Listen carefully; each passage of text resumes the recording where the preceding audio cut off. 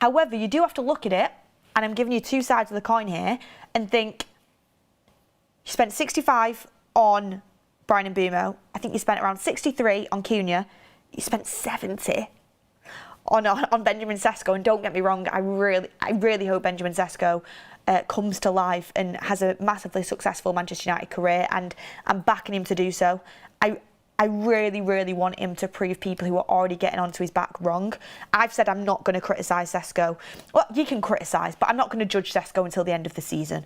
I'm really not. He's a 22-year-old that's adapting to the Premier League and once again has been thrown into a pressure cooker situation. He's been in and out the team. He's not had 100% confidence, I don't think, from Amorim yet, and now he's got an injury. So I'm not writing Sesko off at all.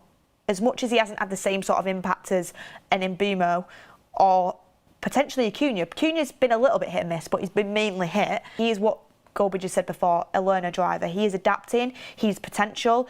Brian Mbeumo's for the now, Cunha's for the now, and the Premier League proven, they're adapted, they're a little bit older, they're expected to come in and hit the ground running, which they both have. Sesko's going to need a little bit more adaptation. So, is it a bit more of a luxury signing? Probably, especially when you've just spent, you know, the best part of nearly 200 million on forwards. Yeah.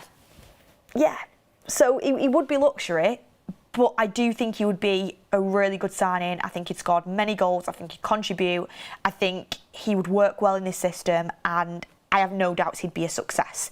You can only play 11, and when everyone's fit, it does give Ruben Amorim a question to answer. Who is your best front line?